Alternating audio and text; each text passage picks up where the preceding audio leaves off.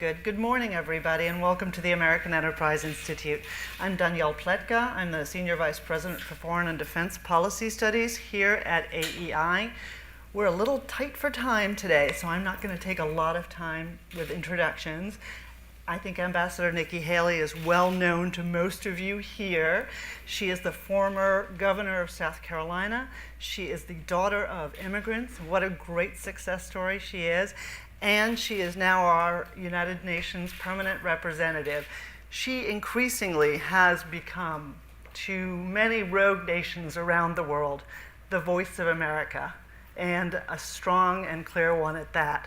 Let me just tell you quickly what we're doing here today. Ambassador Haley's going to come up to the podium and deliver a short speech, and then we're going to sit down, do a little conversation, and take questions from the audience.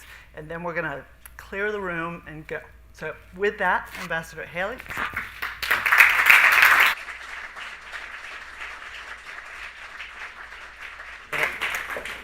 Thank you very much. It's great to see so many people in the room, and thank you for hosting me today. Arthur Brooks is one of the coolest people I know. Conservative Heart was brilliantly written and impacted me greatly. So I value his friendship and the contributions AEI continues to make. I'm here today to speak about Iran and the 2015 nuclear agreement. This is a topic that should concern all Americans, as it has a serious impact on our national security and the security of the world. It's a topic that comes up frequently at the United Nations, and it's a topic we've been looking at carefully, including recently visiting with the Iran nuclear monitors at the International Atomic Energy Agency in Vienna. We were impressed by the IAEA team and its efforts. Director General Amano is a very capable diplomat, and he's a serious person who clearly understands the critical nature of his task. In our discussion, Amano made an observation that stood out to me. He said that monitoring Iranian compliance with the nuclear deal is like a jigsaw puzzle. Picking up just one piece doesn't give you the full picture. That's a very appropriate metaphor, and it goes well beyond the work of the IAEA. It goes to the entire way we must look at Iranian behavior and American security interests. Many observers miss that point. They think, well, as long as Iran is meeting the limits on enriched uranium and centrifuges, then it's complying with the deal. That's not true. This is a jigsaw puzzle. Next month, President Trump will once again be called upon to declare whether he finds Iran in compliance with the terms of the deal. It should be noted that this requirement to assess compliance does not come from the deal itself. It was created by Congress in the Iran Nuclear Agreement Review Act, also known as the Corker-Cardin Law. That's a very important distinction to keep in mind, because many people confuse the requirements of the deal with the requirements of U.S. law. I'm not going to prejudge in any way what the president is going to decide next month. While I have discussed it with him, I do not know what decision he will make.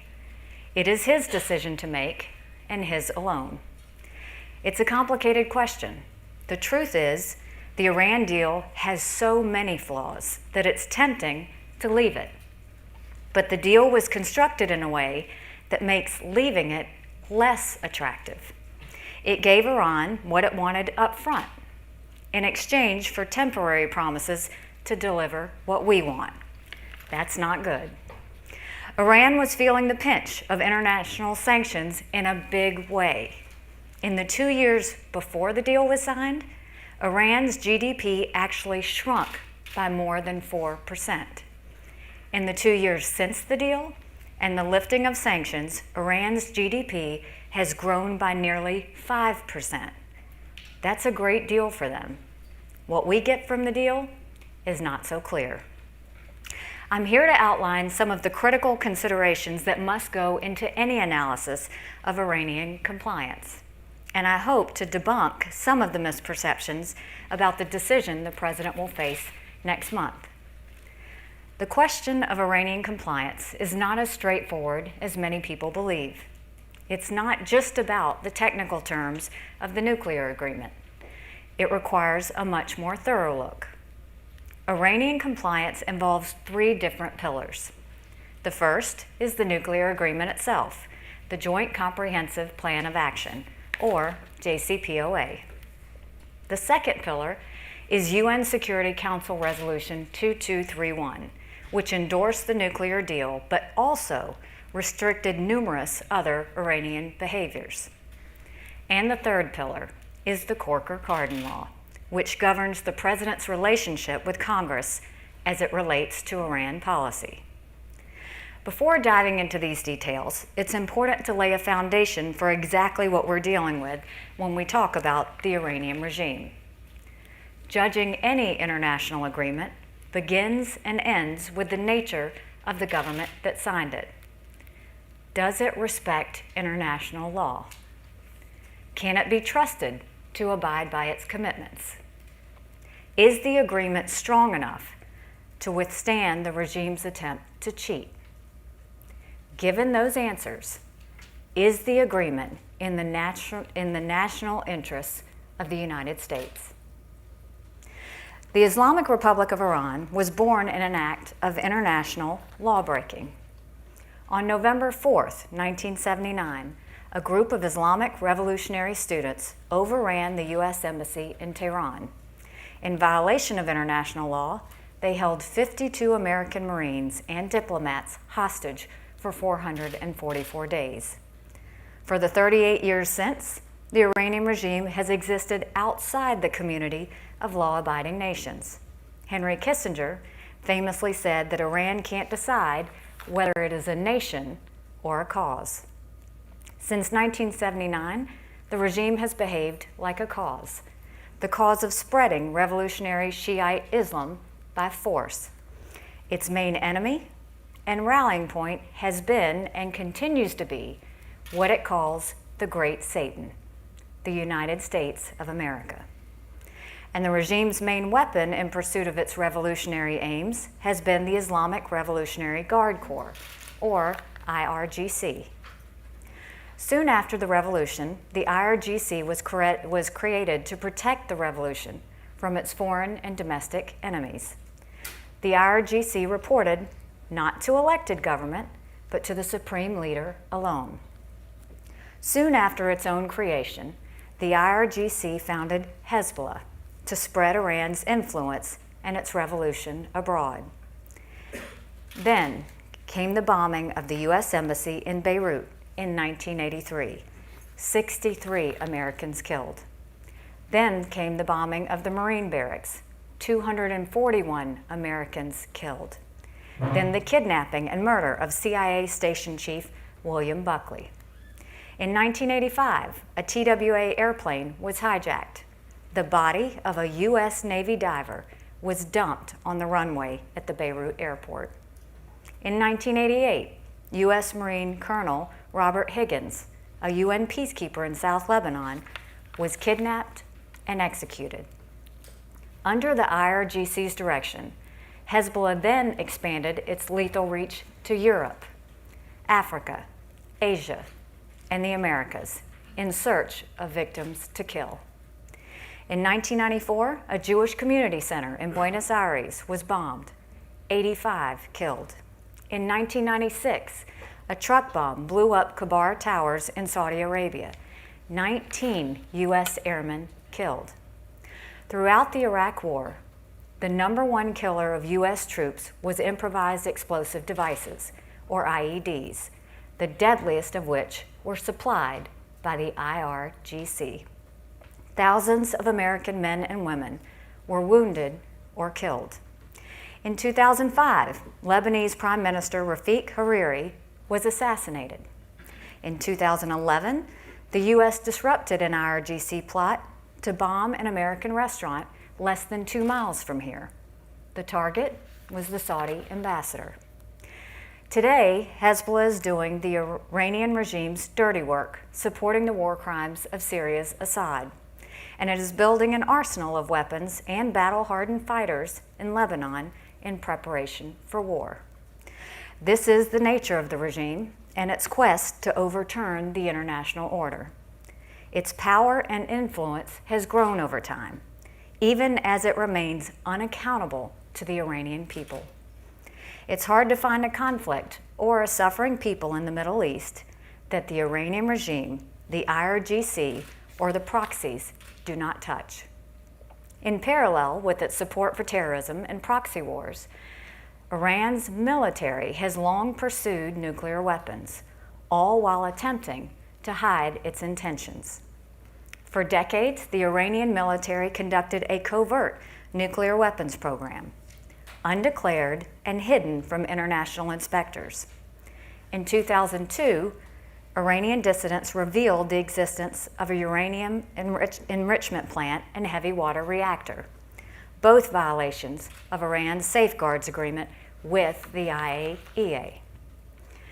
The regime went on to break multiple promises to abide by international inspections and limits. It hid its nuclear weapons development and lied about it until it got caught.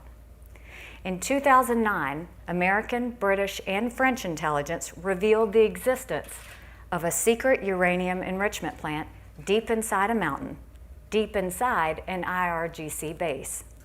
The British Prime Minister summed up Iran's behavior well, calling it, quote, the serial deception of many years.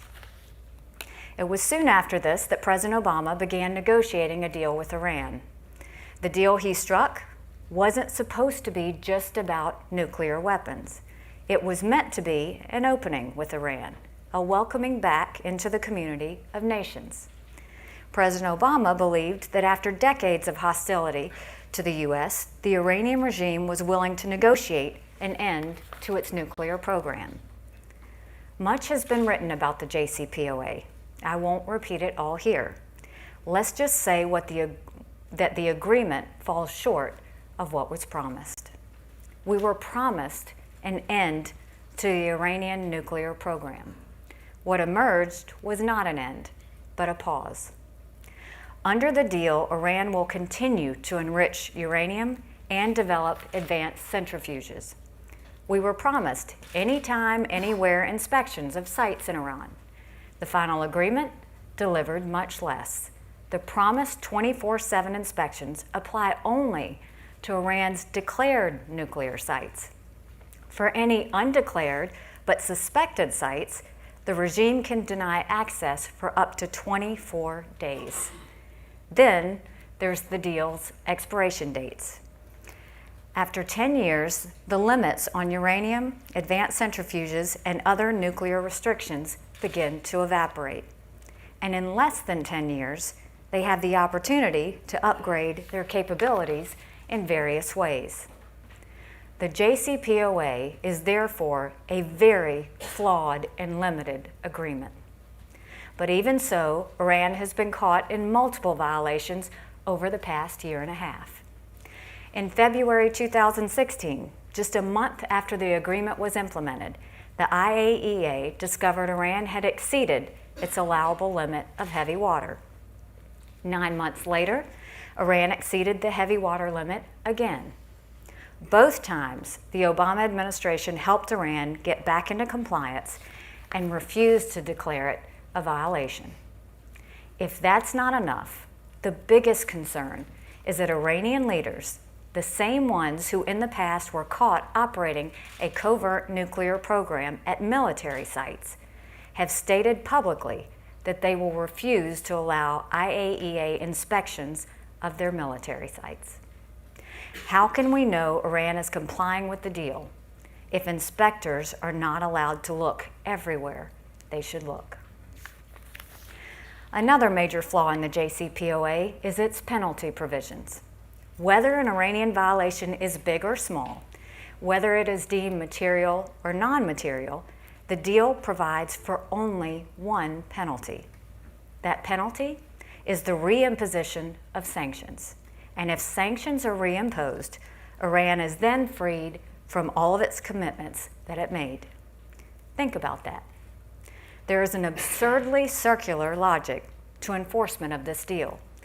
Penalizing its violations don't make the deal stronger. They blow it up. Iran's leaders know this. They are counting on the world brushing off relatively minor infractions, or even relatively major ones. They are counting on the United States and the other parties to the agreement being so invested in its success that they overlook Iranian cheating. That is exactly what our previous administration did. It is this unwillingness to challenge Iranian behavior for fear of damaging the nuclear agreement that gets to the heart of the threat the deal imposes to our national security.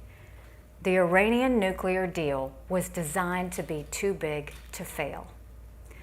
The deal drew an artificial line between the Iranian regime's nuclear development and the rest of its lawless behavior. It said, "We've made this deal on the nuclear side, so none of the regime's other bad behavior is important enough to threaten the nuclear agreement." The result is that for advocates of the deal, everything in our relationship with the Iranian regime must now be subordinated to the preservation of the agreement. The Iranians understand this dynamic. Just last month, when the United States imposed new sanctions in response to Iranian missile launches, Iran's leaders threatened once again to leave the JCPOA and return to a nuclear program more advanced than the one they had before the agreement. This arrogant threat tells us one thing: Iran's leaders want to use the nuclear deal to hold the world hostage to its bad behavior. This threat is a perfect example of how judging the regime's nuclear plans strictly in terms of compliance with the JCPOA is dangerous and short-sighted. More importantly, it misses the point. Why did we need to prevent the Iranian regime from acquiring nuclear weapons in the first place? The answer has everything to do with the nature of the regime and the IRGC's determination to threaten Iran's neighbors and advance its revolution. And that is where the other two pillars that connect us to the nuclear deal come into play. The second pillar directly involves the United Nations. When the nuclear agreement was signed, the Obama administration took Iran's non-nuclear activity, the missile development, the arms smuggling, the terrorism, the support of murderous regimes, and rolled it up into UN Security Council Resolution 2231. Critically included in this supposed non-nuclear activity is the IRGC's ongoing development of ballistic missile technology. You can call it non-nuclear all you want. Missile technology cannot be separated from the pursuit of a nuclear weapon. North Korea is showing the world that right now. Every 6 months, the UN Secretary General reports to the Security Council on the Iranian regime's compliance with this so-called non-nuclear resolution. Each report is filled with devastating evidence of Iranians' violations. Proven arms smuggling, violations of travel bans, ongoing support for terrorism, stoking of regional conflicts.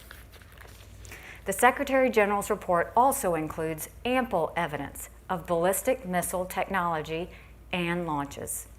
The regime has engaged in such launches repeatedly, including in July of this year, when it launched a rocket into space that intelligence experts say can be used to develop an intercontinental ballistic missile.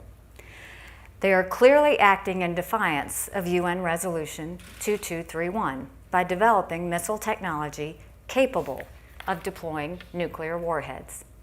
Unfortunately, as happens all too often at the UN, many member states choose to ignore blatant violations of the UN's own resolutions. In this way, we see how dangerously these two pillars of Iran policy work together. The international community has powerful incentives to go out of its way to assert that the Iranian regime is in compliance on the nuclear side. Meanwhile, the UN is too reluctant to address the regime's so-called non-nuclear violations. The result is that Iran's military continues its march towards the missile technology to deliver a nuclear warhead, and the world becomes a more dangerous place. That's where the third pillar of our Iran nuclear policy comes in, the Corker-Cardin Law. As you recall, President Obama refused to submit the Iran deal to Congress as a treaty. He knew full well that Congress would have rejected it. In fact, majorities in both houses of Congress voted against the deal. Among the no votes were leading Democrats like Senators Chuck Schumer, Ben Cardin, and Bob Menendez. Despite President Obama's constitutionally questionable dodge of Congress, the legislative body did attempt to exercise some of its authority with the passage of the Corker-Cardin Law. The law requires that the president make a certification to Congress every 90 days. But importantly, the law asks the president to certify several things, not just one. The first is that Iran has not materially breached the JCPOA. That's the one everyone focuses on. But the Corker-Cardin Law also requires something else, something that is often overlooked. It asks the president to certify the suspension of sanctions against Iran, certified that the suspension of sanctions against Iran is appropriate and proportionate to Iran's nuclear measures, and that it is vital to the national security interests of the United States.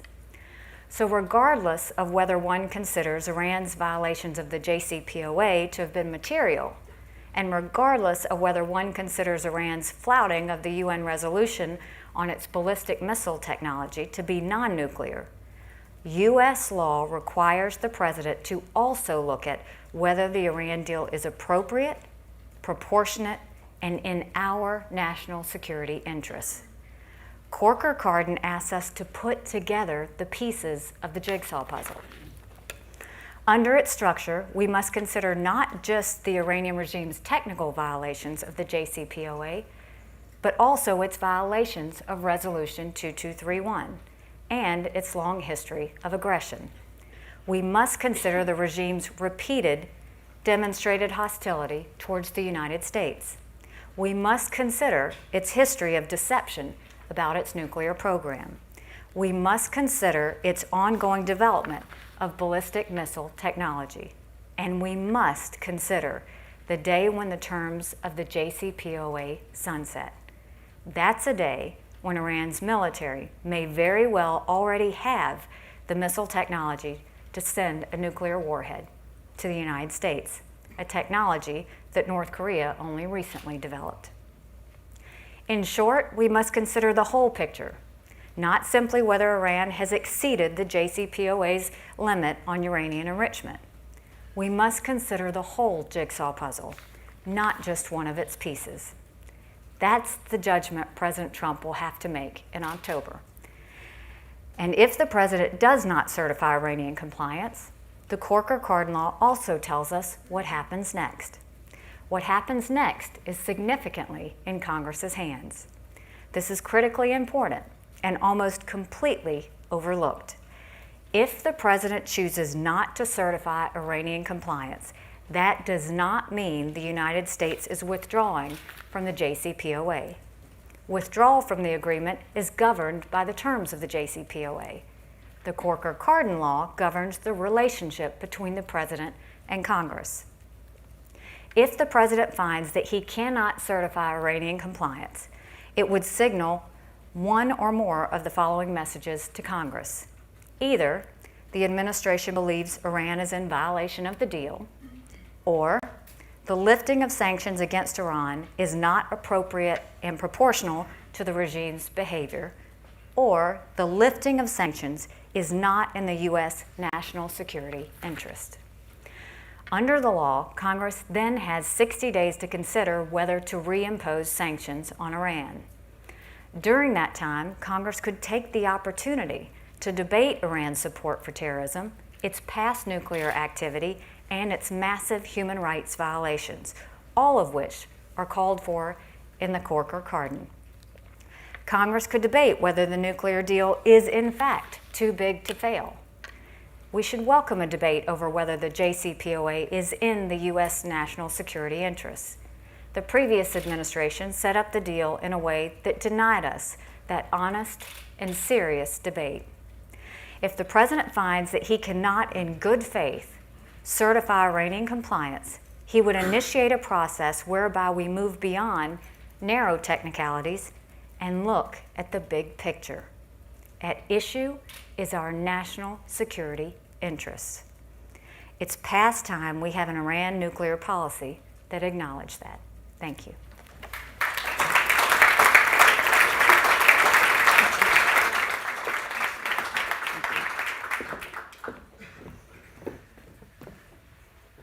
Thank you so much. Thank you. You've given us an enormous amount to talk about, and I'm going to use the mic, as I always do, to ask a first couple of questions. Sure. So you were just at a Security Council session that was called urgently in the wake of a potential hydrogen bomb test in North Korea.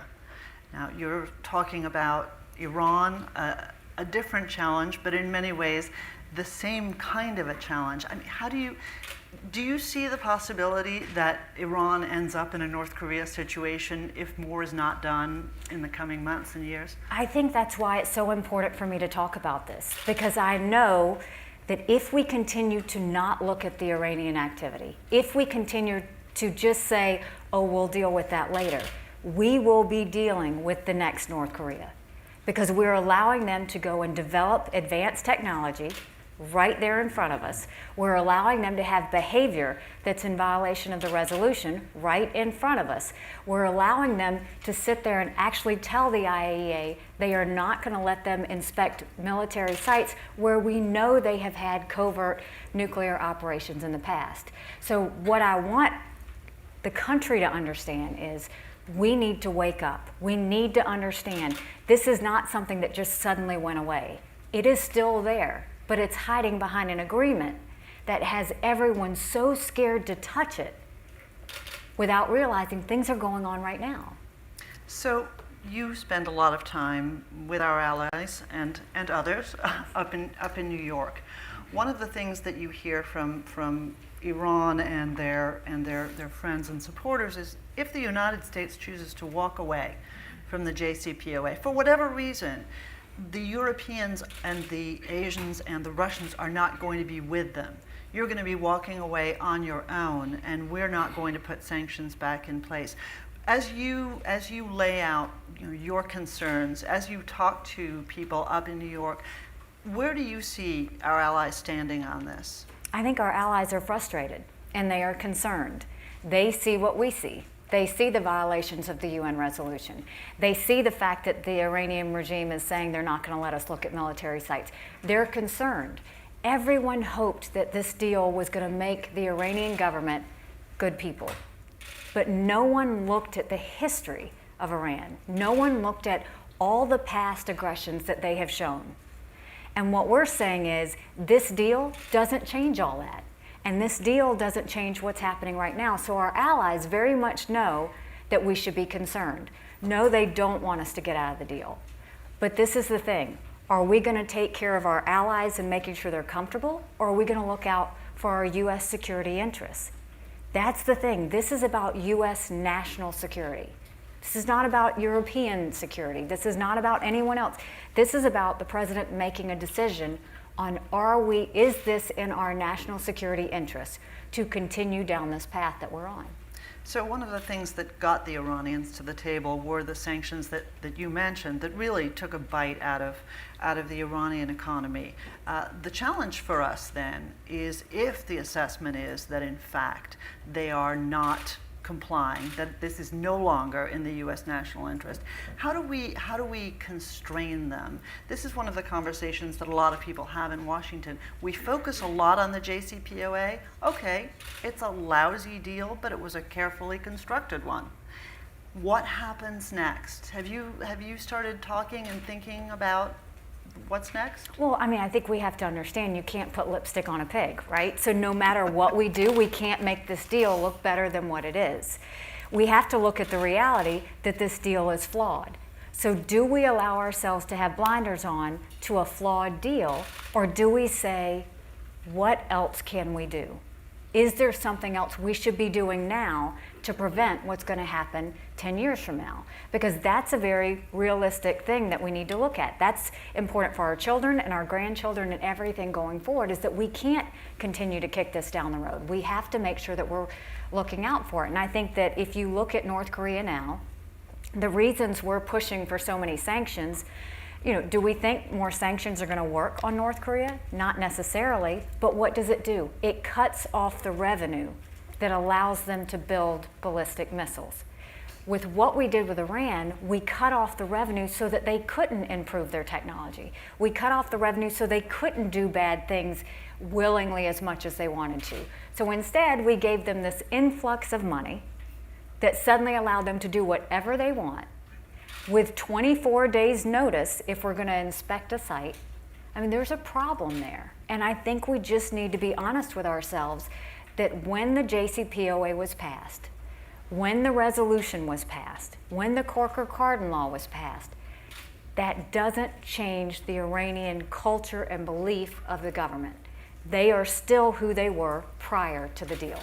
Now, one of the things that you mentioned that we don't talk about enough, I think, is that there are a whole array of other Security Council resolutions that affect Iran that are not nuclear related, not just the missile technology, but also the transfer of weaponry. So, and you obviously mentioned Hezbollah.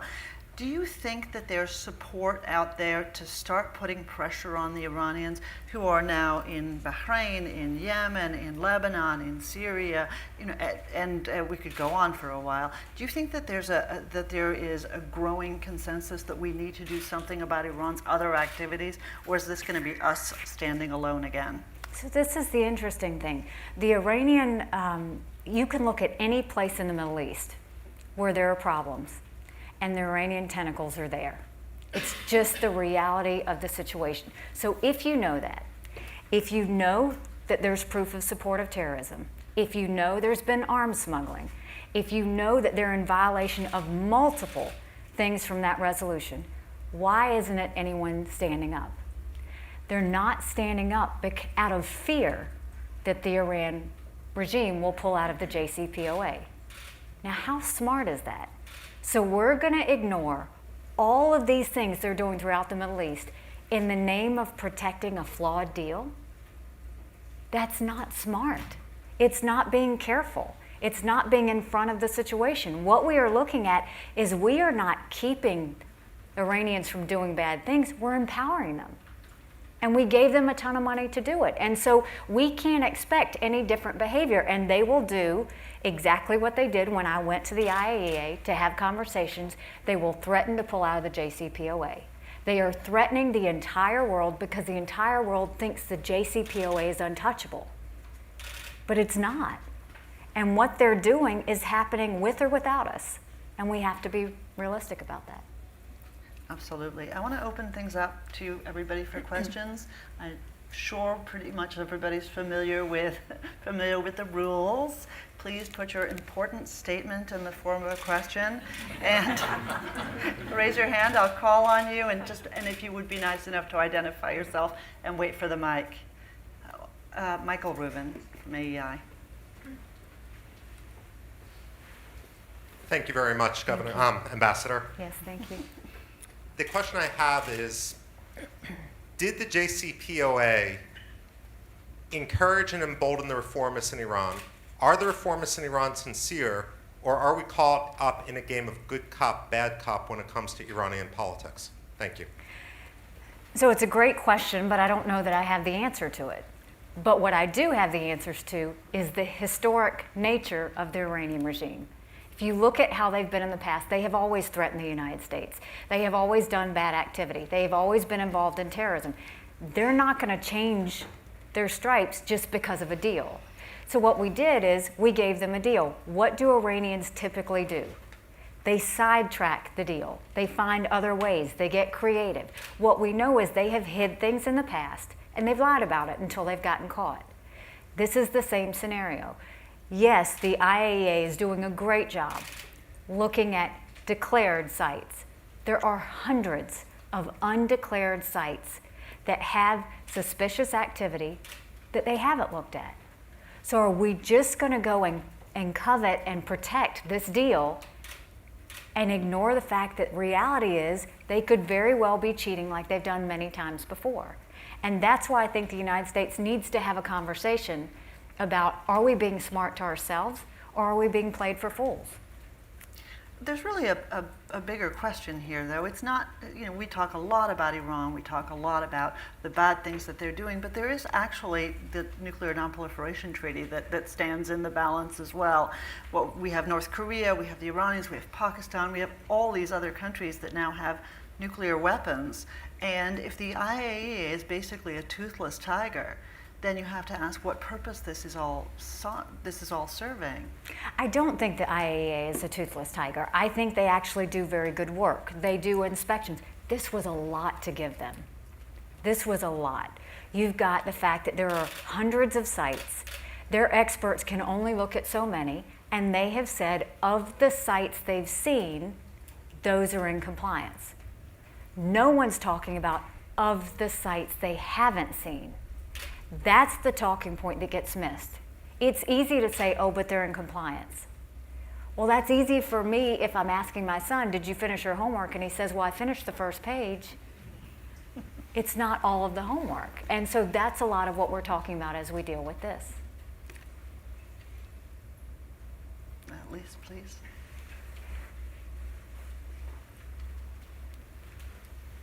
Hi, Ambassador Elise Labott with CNN. Nice to see you again. I'd like to put this in the context of North Korea. Right now, yesterday you said that North Korea was begging for war. Today you're talking about, it seems as if even though you're talking about the president making his own decision, you just did lay out a very strong argument for decertifying and re-examining the deal. And I'm wondering, right now, as you look towards North Korea and try to get North Korea to abandon its nuclear ambitions, whether there's a concern that the U.S. is not counted on to make good on the deals that it does reach with other countries, and that North Korea will see no incentive to make a deal with the United States if it's going to pull out of its deal.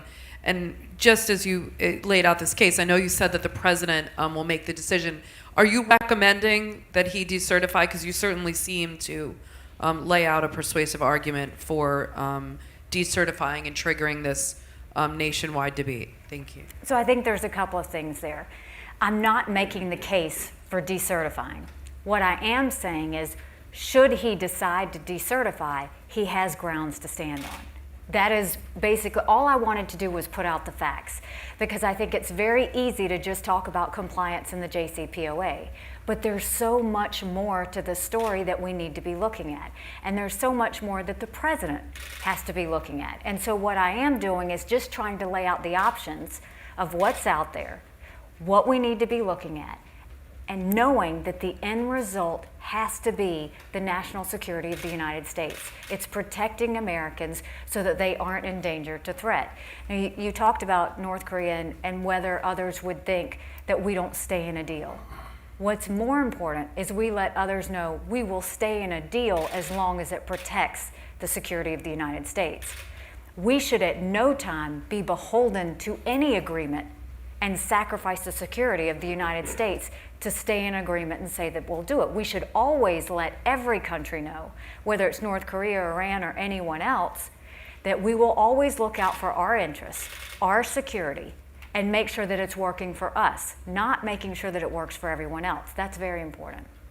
Of course, the other thing that people forget is that if the President Obama had submitted this as a treaty to the Congress, then we would be much more constrained in our ability to walk away. He chose not to do that, understanding that he probably wouldn't get ratification.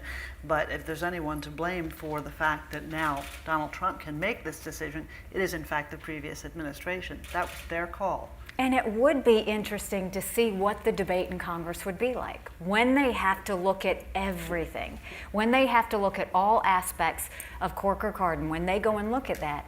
Do they still agree with the agreement? That would be an interesting debate to see happen. Have you encouraged the members of Congress and Senator Corker, Mr. Royce and others to hold these kind of hearings in the run-up to this decision? I have not had conversations with congressional members. This really was something, because we discuss it at the United Nations quite a bit, because by instinct, I tend to try and get in front of situations before they get bad and look at things that might happen before they happen.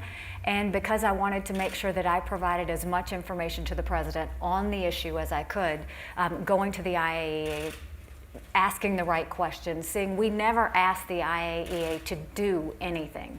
They are independent. I didn't want that to happen. What I did do was ask questions. How many sites? How many have you looked at? Are they declared? Are they undeclared? What about the military sites? Are you checking those? All of these questions needed to be answered. And I think it all goes back to what Director General Amano said in the very beginning. This is a jigsaw puzzle. You can't look at just a few of the pieces and think you know the answer to the puzzle, because that's not the case. Interesting. One sec. Wait for the mic. Hello, Hi. Armin Choksi. Yes. I wanted to ask you a question that if the president decides to decertify the agreement and Congress has this debate, would the European allies support where we're going if they understand what's happening, or would you expect resistance from them moving forward? I think because the European allies understand the concerns we have with Iran, if they saw the president decertify, they would, yes, realize that this is going to Congress, and I think they would watch that debate very closely. No one wants to get out of the deal out of holding out hope that the Iranians will do the right thing.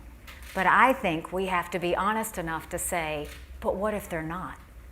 What if they're not doing the right thing? What if we just gave them 10 years and all the money they wanted to do whatever they want to prepare for when that 10th year hits and they start nuclear war? And so I think our European allies understand our concerns. I think that they would very much understand the debate. I think they would have their views on whether we should stay in or not. That's going to go on. But I think they very much would understand our willingness or want to have a debate on whether this is still the right thing. And surely after the refugee crisis of this last summer and the previous summer, they understand the costs of allowing Iran to meddle in the region with a free hand, which is really how Absolutely. the Iranians seem to feel. I think we're going to have time for one more question back there in the corner. Wait, just 1 second, please. Gardner Harris from the New York Times.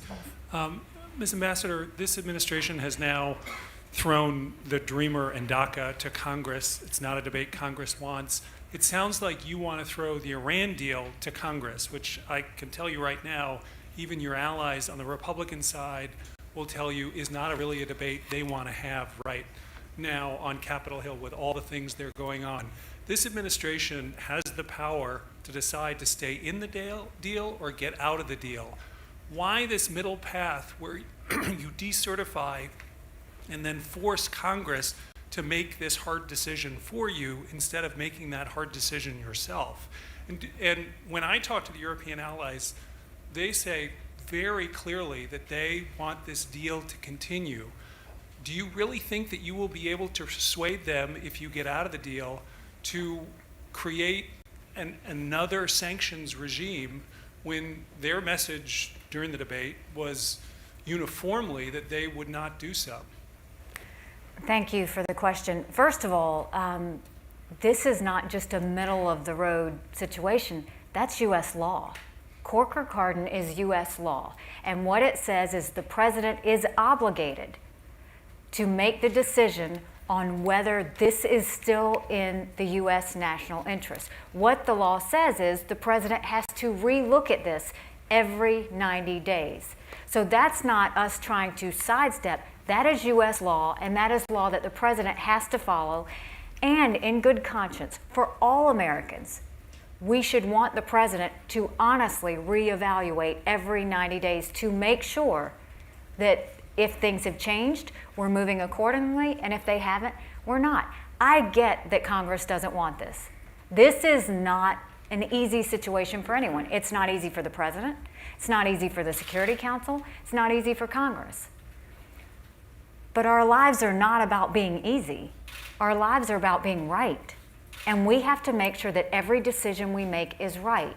And I know, yes, I agree with you. The European allies want us to stay in the deal. But how many attacks did I just describe in history has the Iranian regime gone against Americans, our soldiers, our diplomats?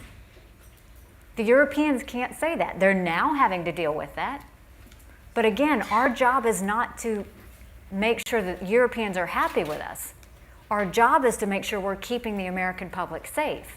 That's a heavy price to pay to just try and stay in a deal. I am not saying this should go to Congress.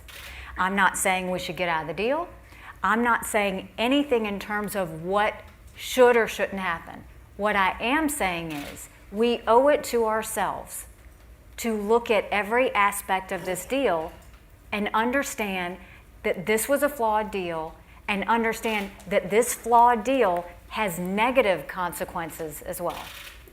Ambassador, you have a tight schedule, and so I'm going to thank you on behalf of Thank the you very entire much. audience. Invite the-